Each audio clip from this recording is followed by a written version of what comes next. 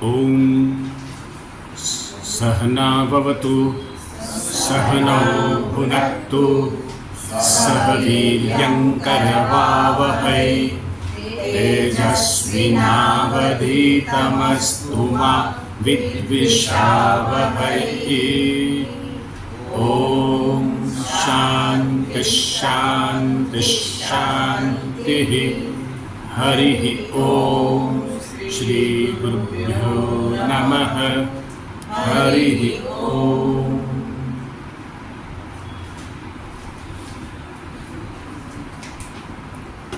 अपराधથી આરાધનાની યાત્રા અંતર્ગત આજે તૃતીય વર્ગમાં ગયા વખતે જે આપણે શ્લોક નંબર 4 અને 5 જોયો હતો, જેમાં આપણે જોયું કે વૃદ્ધ અવસ્થા એક એવી અવસ્થા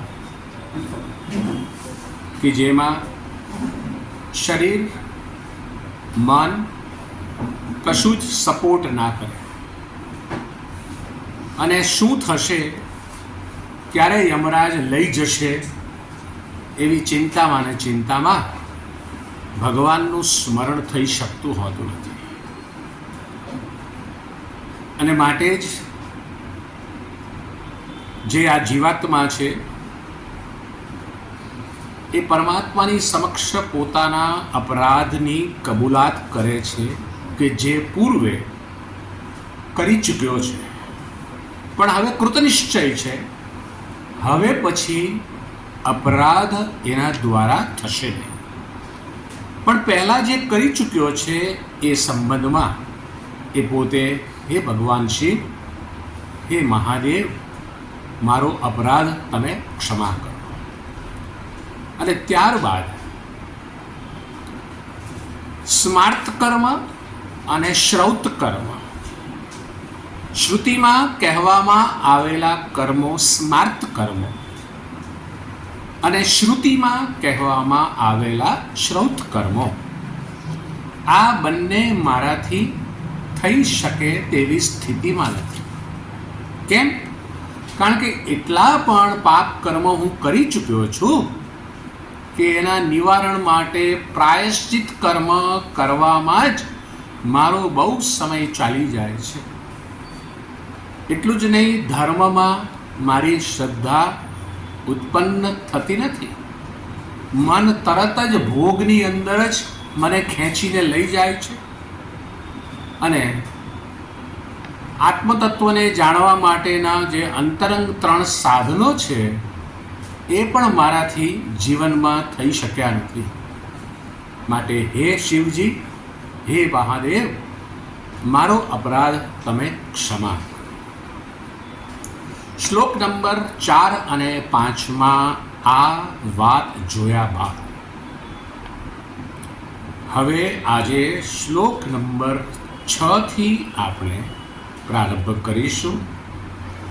સ્નાત્વા પ્રત્યુષકાલે સ્નપન વિધિવિધૌ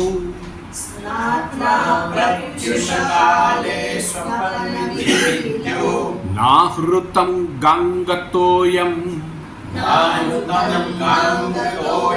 પૂજાર્થમ વા કદાચિત બહુતર ગહના.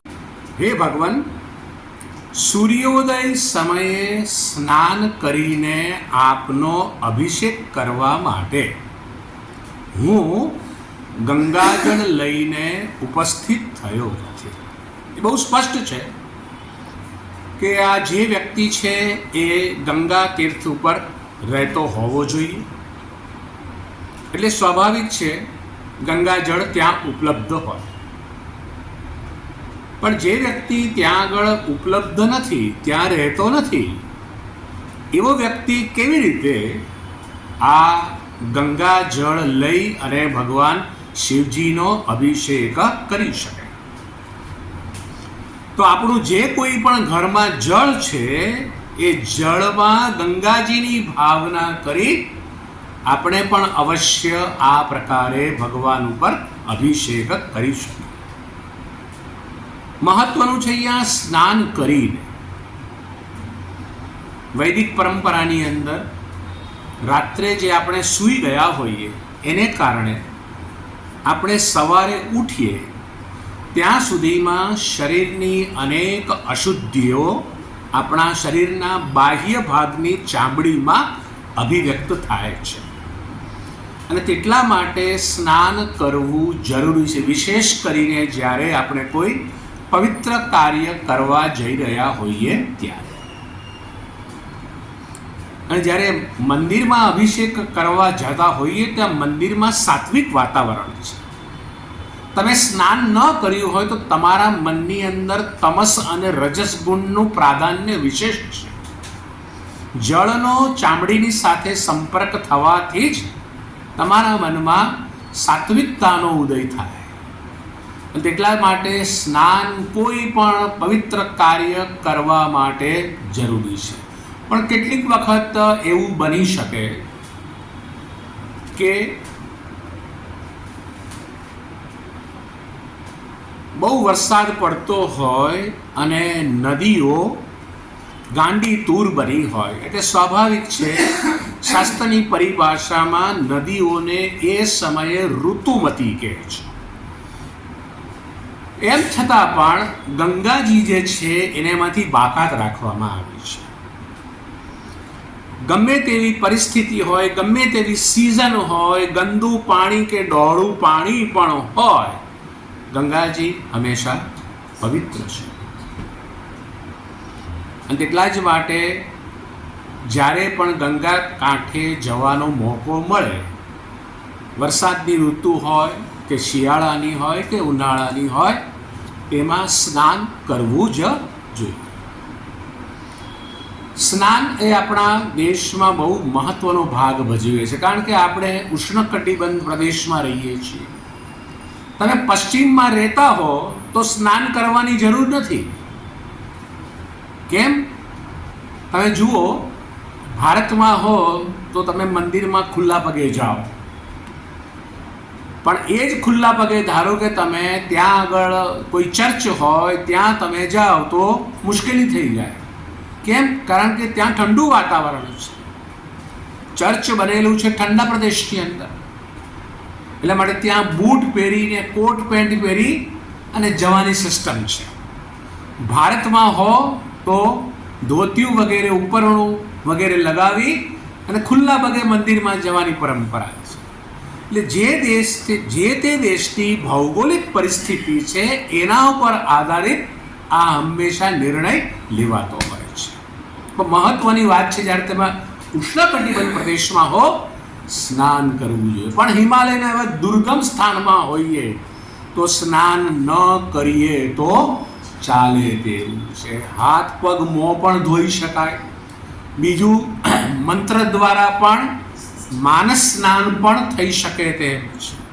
કોઈ પણ રીતે આપણા મનની અંદર સાત્વિકતાનો ગુણ મૂળ તો આવવો જોઈએ. આ કહે છે કે સ્નાન કરીને આપનો અભિષેક કરવા માટે ગંગાજળ લઈ અને હું પ્રગટ થયો નથી, પ્રસ્તુત થયો નથી. એટલું જ નહીં, પૂજા માટે વનમાંથી બીલીપત્ર પણ હું નથી લાવ્યો. બીલીપત્ર જે છે એ ભગવાન શિવજીને અત્યંત પ્રિય છે. બીલીપત્ર વિશેષ કરીને જેમાં 3 પાંદડા હોય, વધારે પાંદડાવાળા પણ બીલીપત્ર ઉપલબ્ધ છે, પણ ત્રિદલમ શાસ્ત્રમાં સ્વીકારવામાં આવેલું છે. અને એમાં જ્યારે આપણે બીલીપત્ર જ્યારે ભગવાનને ચડાવતા હોઈએ છીએ ત્યારે ઘણા લોકોને તો ખ્યાલ નથી હોતો, એની પાછલી દાંડી તોડી નાખવામાં આવે અને પછી જ્યારે ચડાવવાનો પ્રસંગ ઊભો થાય ત્યારે બીલીપત્રનો જે પૃષ્ઠભાગ છે એ હંમેશા પાછળ હોવો જોઈએ અને ફ્રન્ટ ભાગ તમારી સમક્ષ હોવો જોઈએ. જ્યારે ચડાવો ત્યારે ઊંધું ચડાવવાનું હોય છે. દાંડી કેમ તોડી નાખવાની? તેનું કારણ છે કે 3 દલ છે, 3 પાંદડા છે બીલીપત્રની અંદર. એ ખરેખર જીવ, જગત અને ઈશ્વર એ 3 સૂચવે છે. અને એ ત્રણેય જોડાયેલા છે અજ્ઞાન રૂપી દાંડીની સાથે.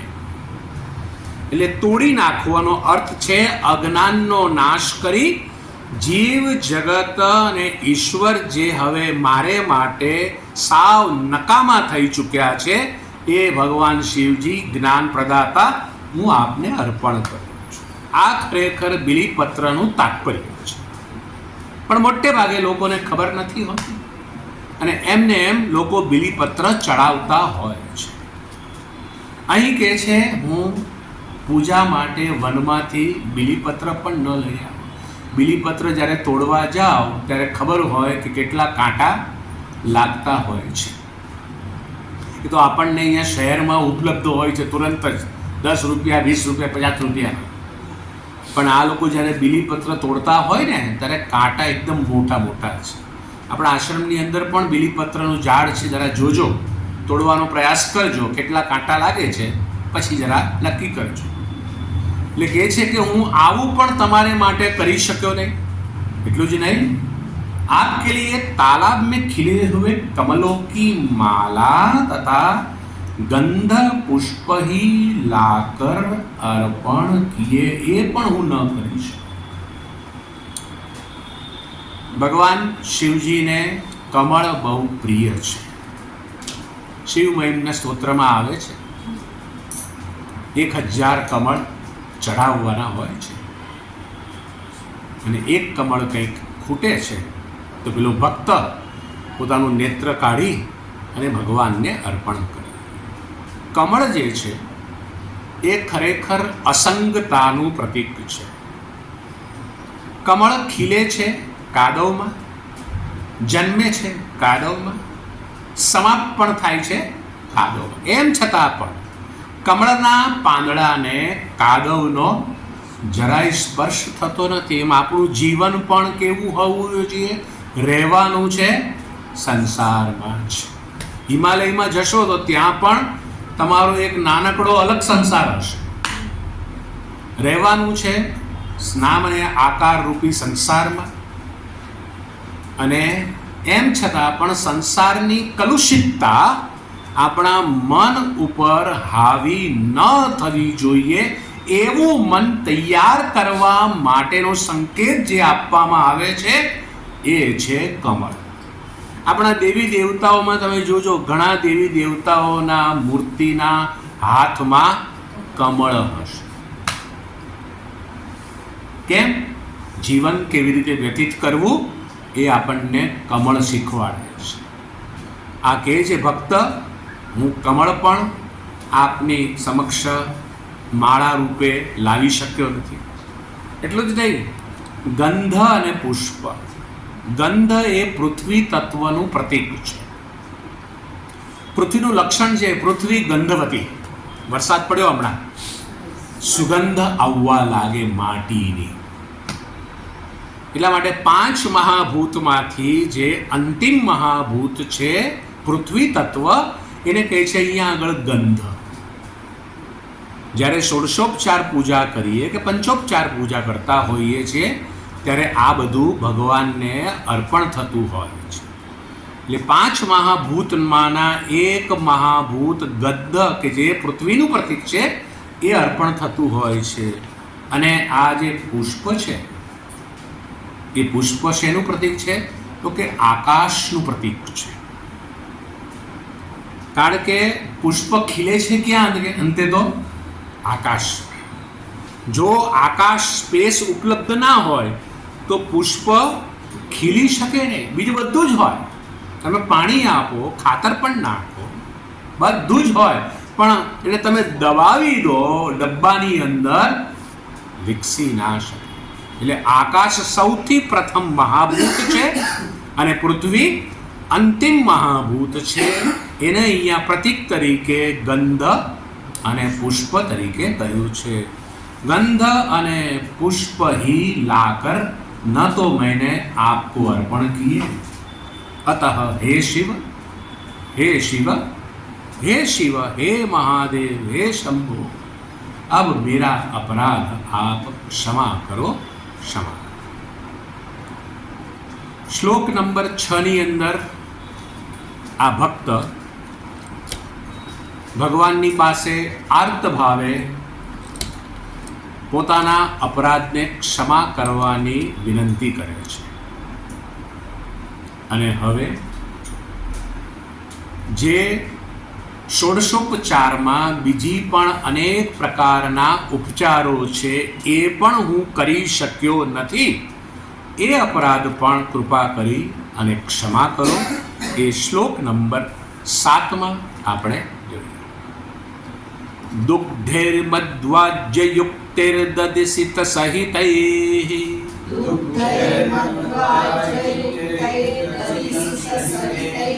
સ્નાપિતં નૈવ લિંગમ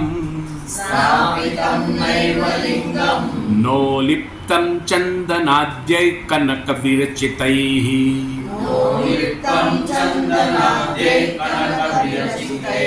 પૂજિતન્ન પ્રસૂનૈઃ ધૂપૈ કર્પૂરદીપૈર્વિવિધરસયુતૈઃ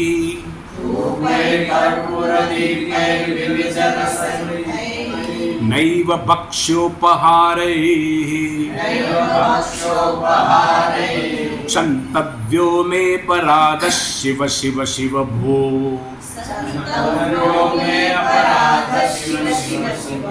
श्री महादेव शंभो। मधु घृत એટલે ઘી, दधी और शर्करा युक्त दूध, पंचामृत से मैंने आपके लिंग को स्नान नहीं कराया, चंदन आदि से अनुलेपन नहीं किया, धतुर्रे के खिले हुए फूलों, धूप, दीप, कर्पूर तथा अलग अलग रसों से युक्त नैवेद्यों के द्वारा पूजन भी नहीं किया।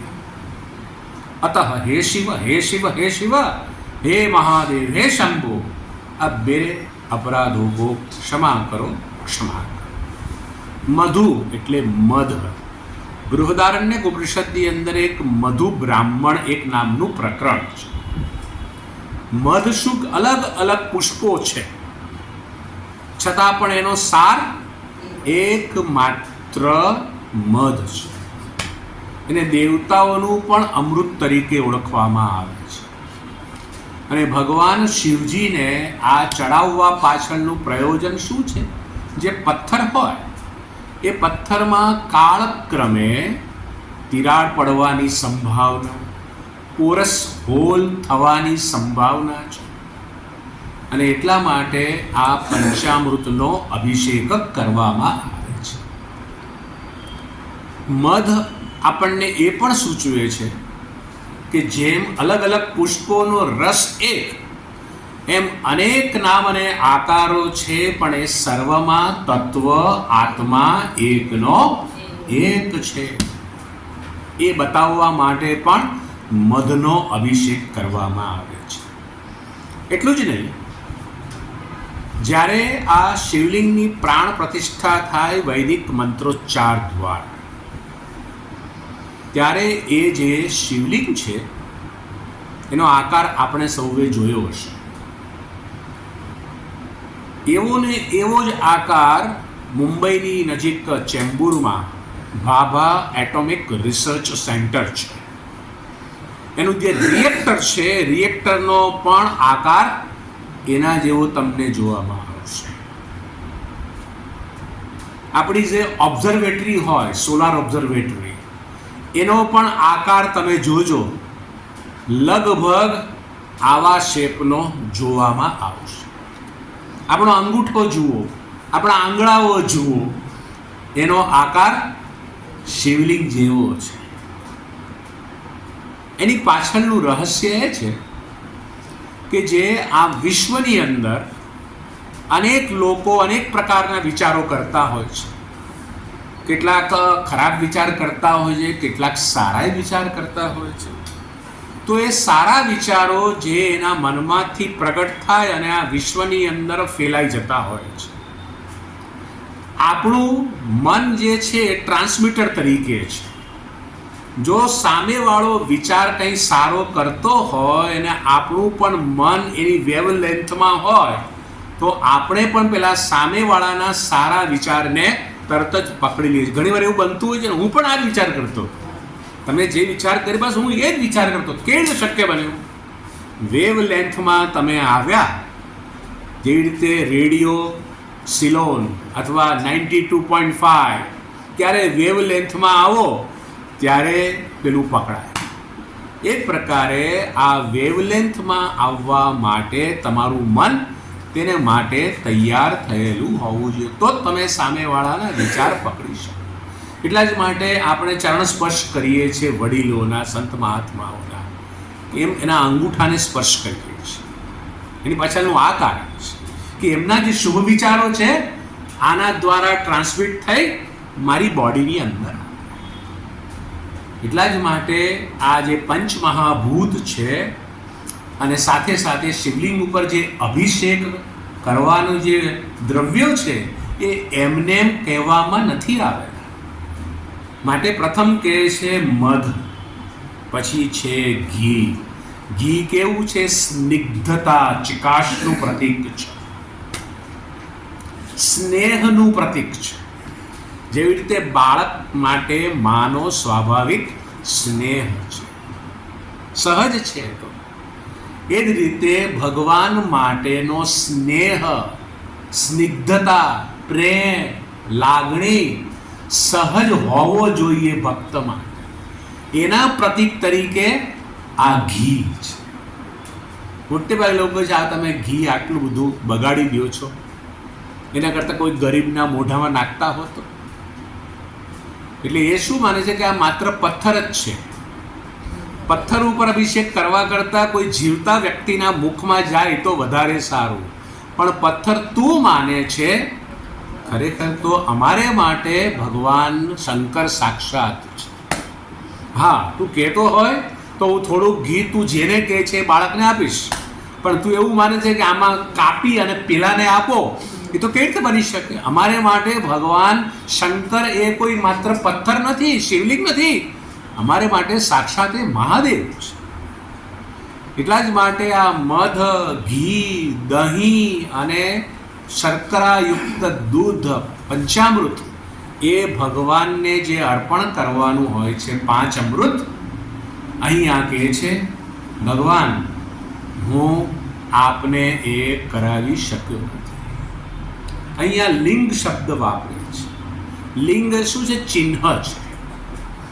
જેવી રીતે ડુંગર ઉપર ધુમાડો નીકળે છે, ચિહ્ન છે. શેનું? આગનું ચિહ્ન છે. એ જ રીતે આવો જે આકાર છે એ શું છે?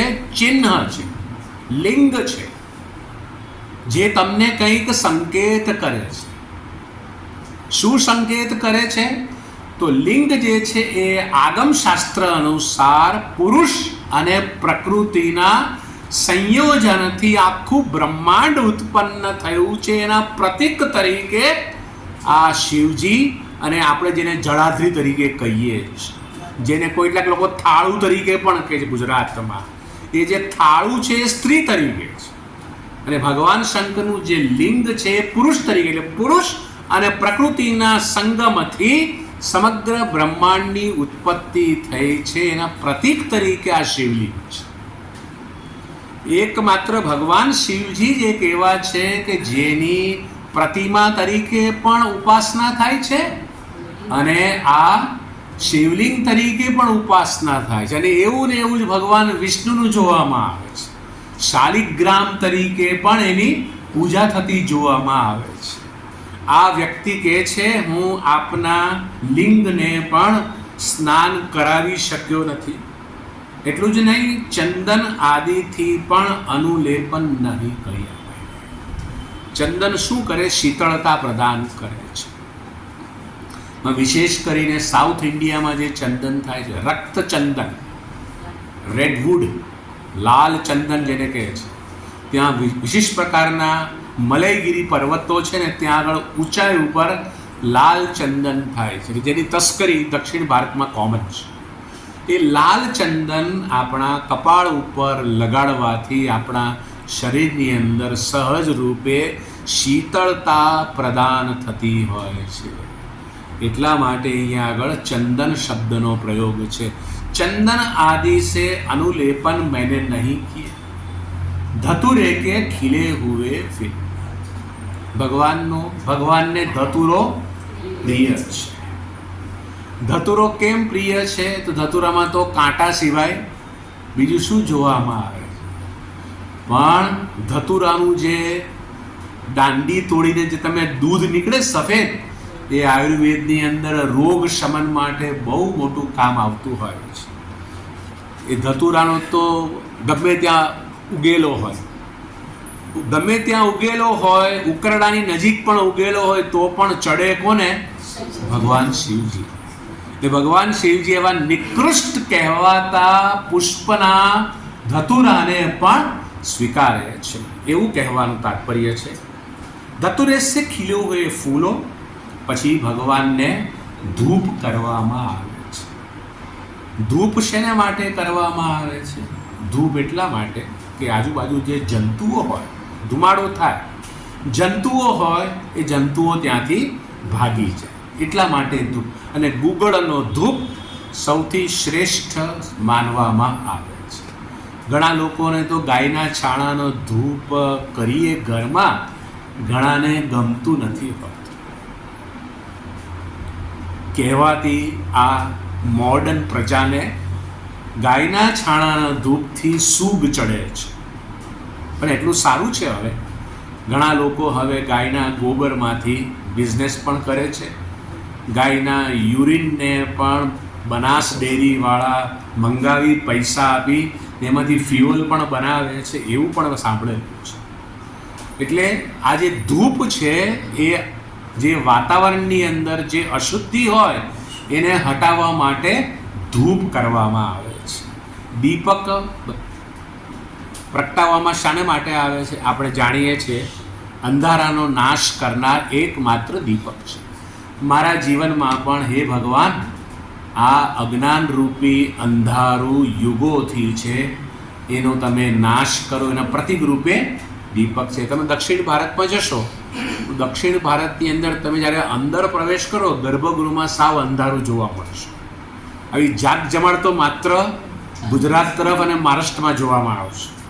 હેલોજન લાઇટ લગાડેલી હોય, આવું બધું આપણે લગાડેલું હોય. દક્ષિણ ભારતમાં તમે જશો તો એન્ટ્રન્સમાં તમારે માથું પહેલાં ઝુકાવવું પડશે. માથું ઝુકાવ્યો એ અહંકાર નમાવવાનું પ્રતીક તરીકે છે. અને ત્યાં અંદર પૂજારી હોય, પંખો બંખો ના હોય ત્યાં આગળ. પૂજારી અંધારાની અંદર દીપક પ્રગટાવે. દીપક પ્રગટાવનાર પૂજારી ગુરુ તરીકે છે. ગુરુનું અપભ્રંશ થઈ ગયું ગોર ગુજરાતમાં. વાસ્તવમાં ગુરુ છે પણ એમ થઈ ગયું ગોર, અમારા ગોર છે. અરે પણ ગુરુ શબ્દ હોવો જોઈએ, પણ ગુરુ ન સમજાવે એટલે ગોર થઈ ગયા બિચારા ગામમાં. એટલા માટે દીપક એ અજ્ઞાનના નાશ તરીકેનું પ્રતીક છે. અને પછી કર્પૂર આરતી આવે છે. તમે જોયું હશે, કર્પૂર નિરાજનમ સંદર્શયામી. કર્પૂર શેનું પ્રતીક છે? તમે જોયું હશે, જે ઓરિજિનલ કર્પૂર છે એ પ્રગટાવો એટલે એ સુગંધ વિખેરી અને જરા પણ અંશ પેલી કપૂરદાનીમાં રાખતું હોતું નથી. ઓરિજિનલ કપૂરની વાત કરું છું. હા, બીજા પણ મળે છે ડુપ્લિકેટ, પણ એમાં તમને જોવા મળી જાય. હા, અહીંયા આગળ કર્પૂર એ શેનું પ્રતીક છે? તો કે જે સંન્યાસી છે એ જ્ઞાનની સુગંધ ફેલાવી અને આ જગતમાંથી વિદાય થઈ જાય છે. પોતાની સાઇન જરા પણ રાખતો હોતો નથી. એ બતાવવા માટે આ કર્પૂરની આરતી ઉતારવા માટેની પરંપરા આપણે ત્યાં છે. તથા અલગ અલગ રસો से युक्त नैवेद्यों के द्वारा पूजन भी नहीं किया. નૈવેદ્ય પણ ષોડશોપચારનું તંત્રશાસ્ત્રનું એક મહત્વનું અંગ છે. પૂજા વૈદિક અને તાંત્રિક બે પદ્ધતિથી થાય. અને એમાં આ અલગ અલગ ફળોના રસ અથવા ફળ સ્વયં પોતે ઋતુ અનુસાર, ત્યાં આગળ સ્પષ્ટપણે કહેવામાં આવે છે ઋતુ અનુસાર જે ફળ ઉપલબ્ધ હોય એ અર્પણ કરવા જોઈએ. જે રીતે આપણે ગુજરાતની અંદર જગન્નાથની રથયાત્રા ક્યારે છે? આવતીકાલે છે. હવે આવતીકાલે છે તો જે કોઈ પણ એ સમયે અહીંયા ફ્રૂટ્સ ઉપલબ્ધ હોય ગુજરાતની ભૂમિ ઉપર એ જ અર્પણ કરવા જોઈએ. જગન્નાથની રથયાત્રા પુરીમાંય થાય છે, ત્યાં આગળ જે કોઈ પણ ફળ ફૂલ ઉપલબ્ધ થતા હોય તો ત્યાં એ અર્પણ થાય. પછી એવો આગ્રહ ગુજરાતી ત્યાં જઈને કરે કે તમારે અહીંયા જાંબુ કે મગ તો ચડાવવા જ જોઈએ, જરૂરી નહીં ભાઈ. ત્યાં જુદું વાતાવરણ છે, અહીં જુદું વાતાવરણ. એટલા માટે જે ફળ ફૂલ ઉપલબ્ધ હોય એ જ અર્પણ કરવા જોઈએ. આ કહે છે કે હું નૈવેદ્ય દ્વારા આપનું પૂજન પણ કરી શક્યો નથી, માટે હે શિવ, હે શિવ, હે શિવ, હે મહાદેવ, હે શંભો, મારો અપરાધ તમે હવે ક્ષમા. અને હવે ગંગા કાંઠે મારું નિવાસ સ્થાન હોવા છતાં પણ હું આપનું સ્મરણ કરી શક્યો નથી, અને એ માટેનો અપરાધની પ્રથમ તો વર્ણન શ્લોક 8માં આવે છે, અને ત્યારબાદ એ ગંગા તટ ઉપર હું આ કરી ન શક્યો એની ક્ષમા માંગતો આ શ્લોક 8 આપણે જોઈએ. ધ્યાત્વા ચિત્તે શિવાખ્યમ પ્રચુરતરધનમ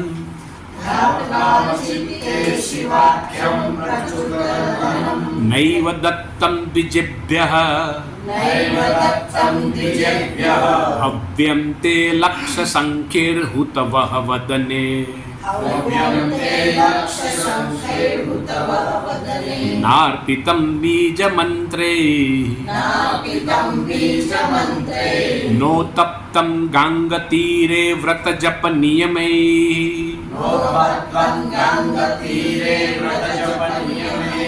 रुद्रजाप्येर्न वेदैः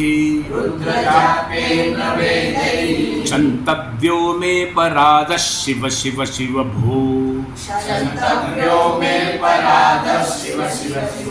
श्रीमहादेव शम्भो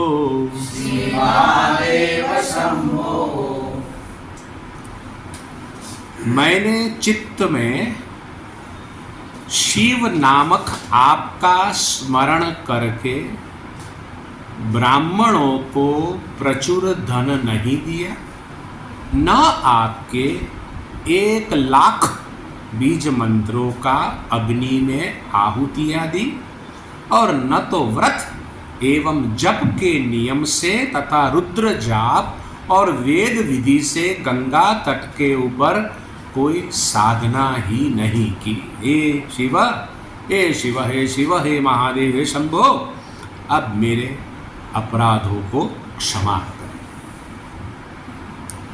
અહીં કહે છે मैंने चित्त में शिव नामक आपका स्मरण करके ब्राह्मणों को प्रचुर धन नहीं.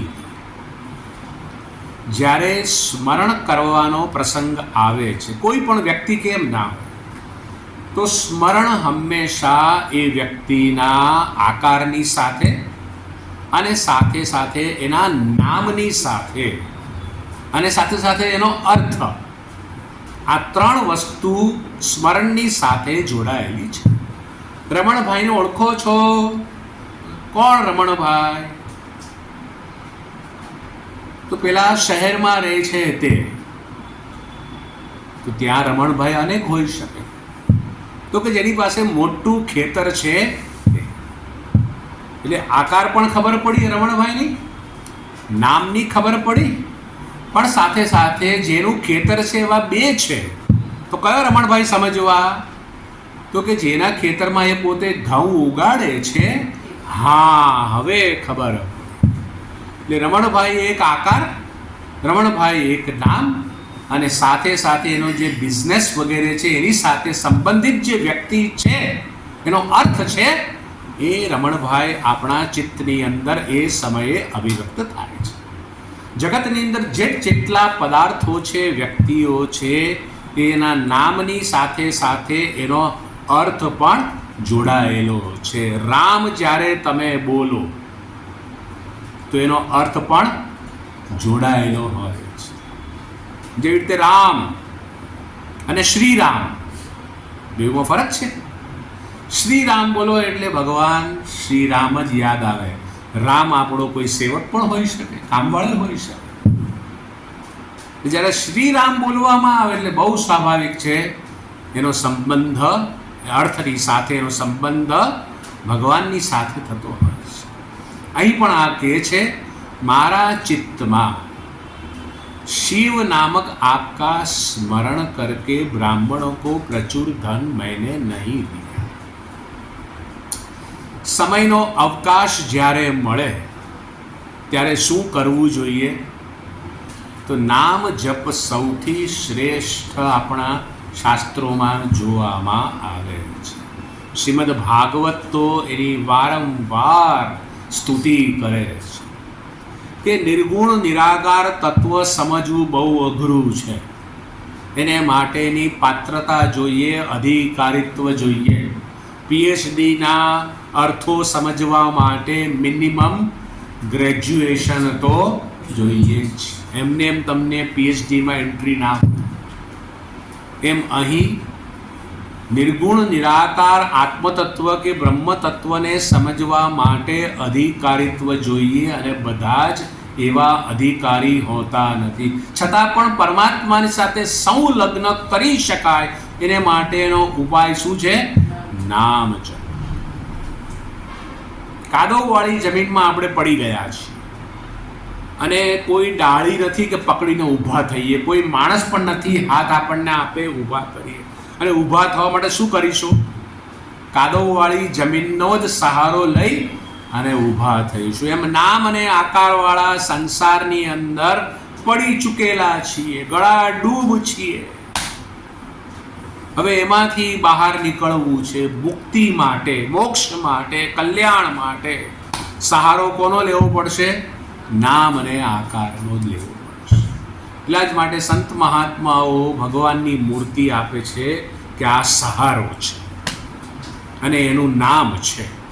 તું આની પૂજા કર, અર્ચના કર અને મંત્ર જપ પણ કરતો રહે. અને તેટલા જ માટે આ ભગવાન શિવજીના જે મંત્રો છે એનું પણ મેં સ્મરણ ન. શા માટે શિવજી ઉપર વધારે ભાર મૂકવામાં આવે છે? કારણ કે એ જ્ઞાનના પ્રદાતા છે. તમે જોજો મોટા ભાગના સંન્યાસ આશ્રમોમાં તમને શિવાલય જોવામાં આવશે. ભારત દેશના મોટા ભાગના ગામડાઓમાં તમને શિવલિંગ જોવામાં આવશે. કેમ? મરણમાંથી જો છોડાવનાર હોય એકમાત્ર ભગવાન શિવજી છે. દક્ષિણ અમેરિકાના એમેઝોનના જંગલોની અંદર જ્યારે કોઈ કંપનીએ ખાણ ખોદવા માટે બુલડોઝરો મોકલ્યા ત્યારે એક જગ્યાએથી એને આ શિવલિંગ પ્રાપ્ત થયું. તમે ગૂગલ કરશો તો તમને ખ્યાલ આવશે. એ બતાવે છે કે ભારત દેશમાં જે સનાતન ધર્મની પરંપરા છે એનો ફેલાવો છેક દક્ષિણ અમેરિકાના એમેઝોનના જંગલોમાં આદિવાસીઓ તરફ સુધી પણ પહોંચેલો હતો. એટલા જ માટે શિવજી છે જ્ઞાન પ્રદાતા છે, મૃત્યુના ભયમાંથી ઉગારે છે. અને એટલા જ માટે અહીંયા કહે છે कि मैंने चित्त में शिव नाम का आपका स्मरण करके ब्राह्मणों को प्रचुर धन नहीं दिया. બ્રાહ્મણનું કાર્ય હોય છે આપણા દેશની પરંપરામાં કે પઠન પાઠનની પ્રક્રિયા એ કરાવે. પણ હવે એવું ઓછું જોવામાં આવતું હોય છે. હજુ પણ કેટલાક બ્રાહ્મણો છે કે એ લોકો એના જે સંસ્કારો છે એને વળગીને રહેલા છે. બીજા એવા ઘણા હોય છે કે એ લોકો બિઝનેસ કરતા હોય તો એને બ્રાહ્મણ વૈશ્ય સમજવો જોઈએ. બ્રાહ્મણ ઘરમાં જન્મેલો પણ વેપાર કરે છે, ધંધો કરે છે, તો બ્રાહ્મણ વૈશ્ય સમજવો છે. પણ એવા અનેક લોકો છે હજુ પણ પઠન પાઠનની પ્રક્રિયા એ લોકોએ જાળવી રાખી છે. તો એ લોકો શું કરે, કોઈ યજમાન હોય એ યજમાન વતી એ લોકો પાઠ પૂજા કરાવે અને એને આધારિત યજમાન એને ધન વગેરેની આપૂર્તિ કરી આપે. અહીં આ કહે છે કે મેં આવું પણ બ્રાહ્મણોને મેં આપ્યું નથી. ખરેખર ધન હોય તો યોગ્ય બ્રાહ્મણને આપવું જ જોઈએ. દાન આપણે ત્યાં આગળ બહુ મહત્ત્વનું અંતઃકરણ શુદ્ધિ માટેનું સાધન બતાવવામાં આવ્યું છે. દાન પણ કેવું હોવું જોઈએ? દાતવ્યમ ઇતિ યદ્દાનમ દીયતે અનુપકારિણે દેશે કાલે ચ પાત્રે ચ તદ્દાનમ સાત્વિકમ સ્મૃતમ. સાત્વિક દાન શું છે? તો મારે આપવું જોઈએ. દાતવ્યમ ઇતિ યદ્દાન, પણ કેવી રીતે? દીયતે અનુપકારિણે, પેલો પાછો મારા ઉપર ઉપકાર કરશે એ રીતે નહીં. તમને કોલેજ માટે 10 કરોડ આપું છું, પણ હું ચિઠ્ઠી લખી આપું એ છોકરાને તમારે એડમિશન આપવાનું. દાન ખરું, સાત્વિક નહીં, એ રાજસિક દાન છે, કારણ કે તમે અપેક્ષા રાખો છો. એટલા માટે સાત્વિક દાનનું વર્ણન ભગવદ્ ગીતા જ કરે છે. દીયતે અનુપકારિણે. સાથે સાથે શું જોવાનું? દેશે કાલે ચ પાત્રે ચ. દેશ એટલે જગ્યા, આ જગ્યામાં આપવા જેવું છે. કેમ? અહીંયા આગળ પાણી આવે છે પહાડોમાંથી, પણ ટકતું નથી, બધું નીચે ચાલી જાય છે. ચેકડેમ બનાવવો પડે તેમ છે. આપો, હું આપવા તૈયાર છું. તો દેશ છે. પછી કાળ છે. આપણે ત્યાં આગળ સંક્રાંતિમાં દાનનું બહુ મોટું મહાત્મ્ય જોવામાં છે. કેમ? સંક્રાંતિ એ પવિત્ર કાળ છે. દેશે કાલે. પછી પાત્રે, પાત્ર પણ જરૂરી છે. તમે કોઈને દાન આપ્યું બધું જ ધ્યાનમાં રાખીને, અને સવારે દાન આપ્યું અને સાંજે જુઓ છો એ માણસ તમારા જ પૈસાથી સિગરેટ ફૂંકી રહ્યો છે. પણ તમે તો આપી દીધું, તમને એ ફળ મળશે, પણ ભવિષ્યની અંદર એ વ્યક્તિને જોશો તમને આપવાની ઈચ્છા નહીં થાય. એટલા માટે દેશ, કાળ અને પાત્ર મહત્વના છે. કોઈ મોટી સંસ્થામાં પેલા લોકો દાન માંગવા આવ્યા કે કોલેજનું એક્સટેન્શન કરવા માંગીએ છીએ, પણ તમને ખબર છે કે આ કોલેજનું નામ છાપે ચડેલું છે અને બહુ ગપલા થયેલા છે. તમે કંઈ પણ બહાનું બતાવીને એને રવાના કરી દો છો. કેમ? પાત્ર છે નહીં એટલામાં. એટલે માટે દેશે કાલે ચ પાત્રે ચ યદ્દાનમ સાત્વિકમ સુતમ.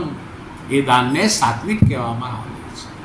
અહીંયા વ્યક્તિ કહે છે કે બ્રાહ્મણોને મેં પ્રચુર માત્રામાં ધન ન આપ્યું. બ્રાહ્મણો કમાતા નહોતા પહેલાંના સમયમાં. એ લોકો ગુરુકુલમ ચલાવતા હતા. સમાજનો જે કરોડરજ્જુ છે એ વાસ્તવમાં બ્રાહ્મણ છે. શિક્ષણ એ લોકો આપે છે. એટલે બ્રાહ્મણ કોઈ ભિક્ષુક નથી. શિક્ષણ આપવાનું કામ બ્રાહ્મણોનું છે. બધા શિક્ષણ ના આપી શકે. શિક્ષણના ક્ષેત્રમાં વેપારીઓ ઘૂસી જાય તો શું થાય બધાને ખબર છે. તેટલા જ માટે પહેલાંના સમયમાં રાજ્યાશ્રય હતો ગુરુકુલમ. રાજા આવતા, શું જરૂર છે કહો, હું આપવા તૈયાર. કારણ કે રાજાને ખબર છે ગુરુકુલમમાંથી જ હવે પછીનું રાજ્ય ચલાવવા માટેના વિદ્વાન અને સમજુ લોકો બહાર આવશે.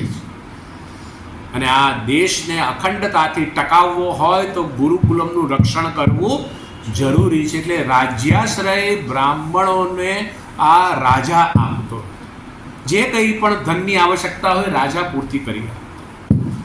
આ વ્યક્તિ જે કહે છે અહીંયા આગળ કે મેં બ્રાહ્મણોને પ્રચુર માત્રામાં ધન પણ ન આપ્યું. આપણે તો દાન આપીએ છીએ તો એનો હિસાબ રાખીએ છીએ. પ્રચુર માત્રામાં કહ્યું છે. કેમ? એ લોકો કમાવા ક્યાં જાય બ્રાહ્મણ? એટલા માટે એનું ઘર ચલાવવા માટે યથાશક્તિ જે કંઈ પણ આપી શકાય આપણે આપવું જોઈએ. આ કહે છે મેં એ પણ ન આપ્યું. એટલું જ નહીં, आप के 1 लक्ष बीज मंत्रों के द्वारा अग्नि में आहुतियां भी मैंने नहीं दी. એક મંત્ર છે, બીજો છે બીજ મંત્ર. બધાનું મૂળ શું છે? ઓમ. ઓમમાંથી જ બધા મંત્રો આવિર્ભાવ થયેલા છે. બીજ કેમ કહ્યું?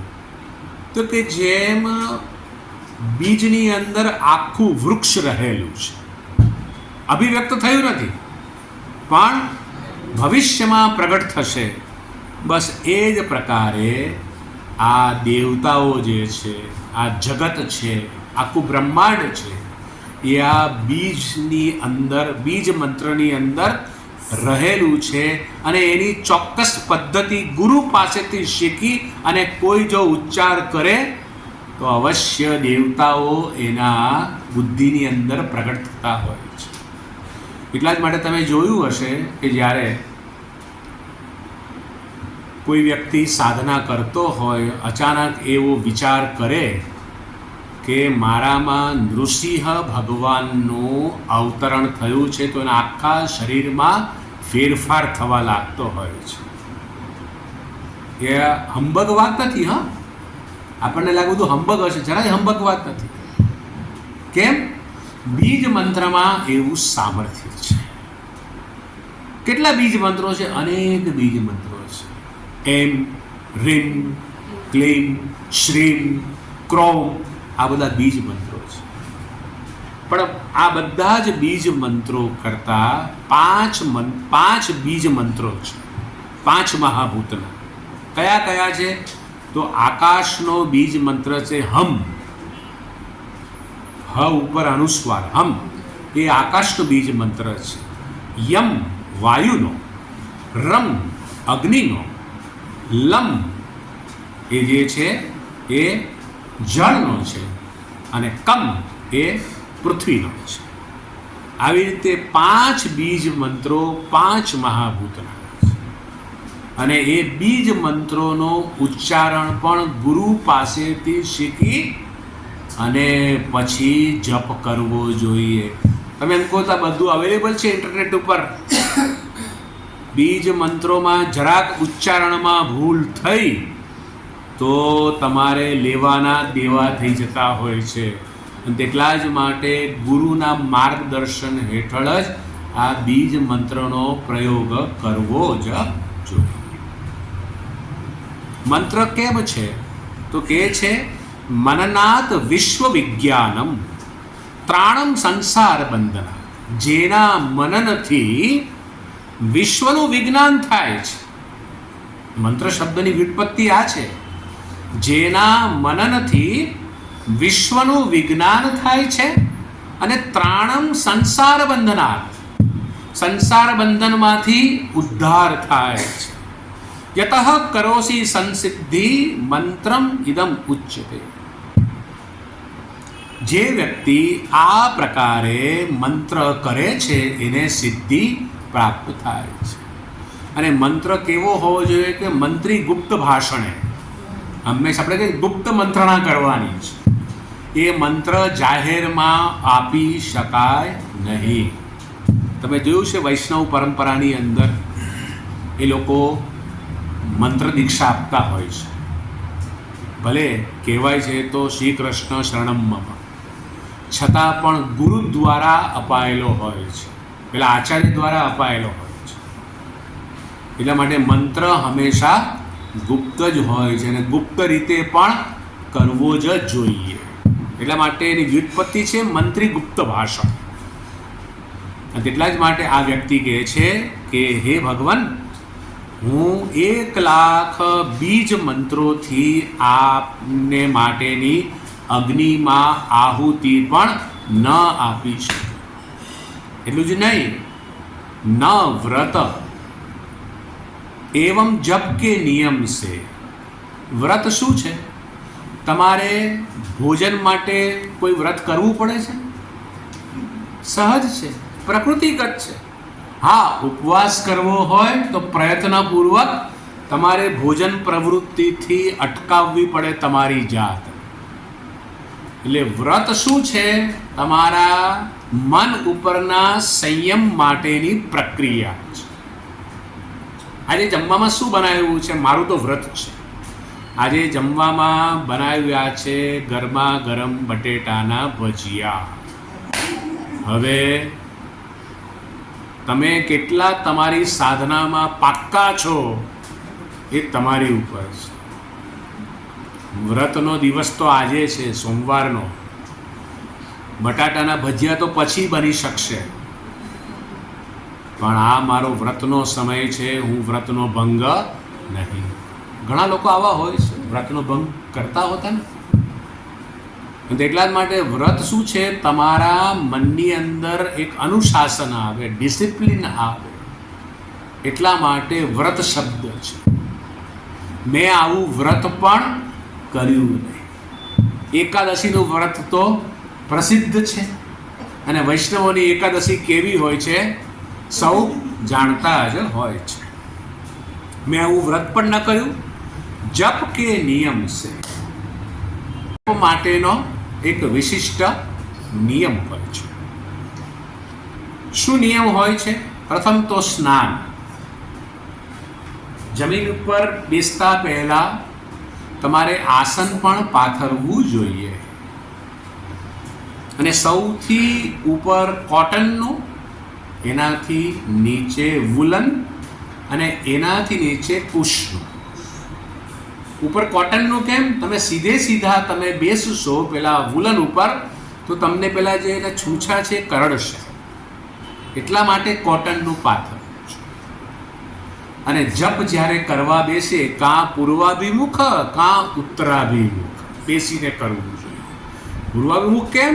સૂર્યનો ઉદય થાય છે એટલા માટે. ઉત્તરાભિમુખ કેમ? ઉત્તરમાં હિમાલય હોવાને કારણે અડકતા સૂચવે છે. એ જ્યારે જપ કરવા બેસો ત્યારે 3 પ્રકારે જપ થઈ શકે છે. એક તો ઉચ્ચ અવાજે, ઓમ નમઃ શિવાય,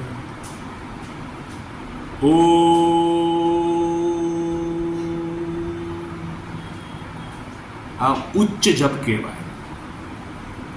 પછી બીજો છે મંદ જપ, ઓમ ઓમ ઓમ ઓમ. ત્રીજો છે ઉપાંશુ જપ. ઉપાંશુ જપ શું છે? માત્ર તમારા જ હોઠ ફફડે અને તમે જ માત્ર સાંભળી શકો, બાજુવાળો ન સાંભળે. અને છેલ્લો છે માનસ જપ. મનમાં અંદર જપ ચાલી રાખે. તમારી જે કોઈ પણ બીજી બાહ્ય પ્રવૃત્તિ હોય એ પણ થઈ રાખે. જ્યારે તમે આ જપની પ્રક્રિયામાંથી ઊભા થાવ ત્યારે એને અજપાજપ કહેવામાં આવે છે. અને જપ પણ કેવો હોય છે કે જેમાં તમે ઓમકારનો પ્રયોગ કરતા હો ત્યારે એની સાથે કોઈ દેવતાને જોડીને કરવો જોઈએ. અને તેમાં ઉચ્ચ અને મંદ આવું હોતું નથી. જે તમે એવું ના કરી શકો ઓમ નમઃ શિવાય, એ તો ના થાય. ઓમ એ થઈ શકે, પણ તમે કોઈ દેવતાને જોડ ત્યારે ઓમ નમઃ શિવાય, ઓમ નમઃ શિવાય, ઓમ નમઃ શિવાય, આ રીતે જ થાય. ઉચ્ચ અવાજે તમને કે આ બહુ મને ગમે છે ઉચ્ચ અવાજે કરું તો ન થાય. શાસ્ત્ર સ્પષ્ટપણે એનો નિષેધ કરે છે. જે નિષેધ કરે છે તમને પછી ફળ મળશે નહીં. અને એટલા જ માટે વૈદિક મંત્રો બધા ઓમકારપૂર્વક છે, અને એ પણ ગુરુના માર્ગદર્શન હેઠળ લઈ અને ઉચ્ચાર કરવામાં આવેલો મંત્ર જ ફળદાયી નીવડે છે. જપ ક્યાં સુધી કરવું જોઈએ? જ્યાં સુધી સહજપણે તમારું મન પેલા જપ જેને માટે કરવામાં આવે છે દેવતામાં રમવાણ ન કરવા લાગે ત્યાં સુધી આ જપ કરવો જોઈએ. પછી એકવાર પ્રેક્ટિસ થઈ ગઈ, તમે હરતા ફરતા પણ જપ કરી શકો, તમારું કામ પણ કરી શકો. આ જપ સંબંધિત આટલી બધી વાતો શાસ્ત્રમાં જોવામાં આવે છે. ગમે તેવી અવસ્થામાં તમે જપ ન કરી શકો. અને જ્યારે ઓમ નમઃ શિવાયનો જપ કરતા હો ત્યારે ઓમકારપૂર્વક જ્યારે જપ કરતા હો ત્યારે હંમેશા આ બધી વસ્તુ ધ્યાનમાં રાખવી પડતી હોય છે. એકલો ઓમકારનો જપ કોણ કરી શકે? માત્ર સંન્યાસી જ કરી શકે. અમે કરીએ તો શું વાંધો આવે? કંઈ વાંધો નહીં, તમારામાં વૈરાગ્ય થઈ જશે. અને વૈરાગ્ય થઈ જશે ભાઈ, તમે ઘરમાં જ નહીં રહી શકો. કરવું હોય તમને ફ્રીડમ છે. તેટલા જ માટે દેવતાઓને સાથે જોડી અને જપ કરવાનું વિધાન શાસ્ત્ર બતાવે છે. ઓમ રામ રામાય નમઃ, ઓમ નમો ભગવતે વાસુદેવાય, ઓમ હ્રીમ ક્લીમ ચામુંડાય વિચ્ચય નમઃ. દેવતા અને દેવીને સાથે જોડવાનું કહ્યું છે. અહીં કહે છે કે મેં આ જપ પણ ન કર્યો, વ્રત પણ ન કર્યો, તથા રુદ્ર જપ અને વેદ વિધિથી ગંગા તટ પર કોઈ સાધના જ નથી કરી. સાધના માટેનું ક્ષેત્ર પવિત્ર નદીઓના કાંઠે હોય છે. એમાં ગંગા તટ વિશેષ હોય છે. જ્ઞાન માટે, જ્ઞાન પ્રાપ્ત કરવા માટે નર્મદા ઘાટો અને જ્ઞાન મુજબ જીવન જીવવા માટે ગંગા તટ છે. કેમ? કારણ કે ગંગા જળ જે છે સાક્ષાત બ્રહ્મદ્રવ છે. બ્રહ્મદ્રવ એટલે એનું જળનું તમે સેવન કરો તો તમારા શરીરની અંદર વૈરાગ્ય આપોઆપ પ્રગટે જ. અને યમુનાજીનું પાન કેવું છે? તો કે પ્રેમદ્રવ છે. ગંગા જે એ બ્રહ્મદ્રવ છે અને યમુનાજીનું પાન એ પ્રેમદ્રવ છે, ભક્તિદ્રવ છે, કે જે કરવાથી તમારી ઈષ્ટ દેવતામાં ભક્તિ જાગી જતી હોય, એ માટે પ્રેમ જાગી જતો હોય. એટલે ગંગા કાંઠે રહેવાનું શાસ્ત્રમાં એટલા માટે કહેવામાં આવ્યું છે કે જેના લઈને તમારામાં વૈરાગ્ય જાગે, અને વૈરાગ્ય જાગ્યા બાદ તમે જ્ઞાનની પ્રાપ્તિ કરી શકો. અહીં એટલા માટે કહે છે કે મેં વેદમાં કહેવામાં આવેલી વિધિથી ગંગા તટ ઉપર રહી કોઈ સાધના જ મેં કરી નથી. હે શિવ, હે શિવ, હે શિવ, હે મહાદેવ, હે શંભો, મારો આ અપરાધ તમે ક્ષમા. આમ આજે આપણે શ્લોક નંબર 6 અને શ્લોક નંબર 7 અને શ્લોક નંબર 8 આવા 3 શ્લોક આપણે જોયા. અને તેમાં 6 અને 7ની અંદર હે ભગવાન, હું આપની ષોડશોપચારથી પૂજા કરી શક્યો નથી. એટલું જ નહીં, જે શાસ્ત્રમાં બતાવવામાં આવેલી જે સાધના છે એ પણ હું ગંગા કાંઠે રહી અને કરી શક્યો નથી. મારો આ અપરાધ તમે ક્ષમા કરો. બાકીના શ્લોકો આપણે આવતા વખતે જોઈશું. ઓમ પૂર્ણમદ પૂર્ણમિદમ પૂર્ણાત પૂર્ણમુદચ્યતે પૂર્ણસ્ય પૂર્ણમાદાય પૂર્ણમેવાવશિષ્યતે. ઓમ શાંતિ શાંતિ શાંતિ. હરિ ઓમ. શ્રી ગુરુભ્યો નમઃ. હરિ ઓમ.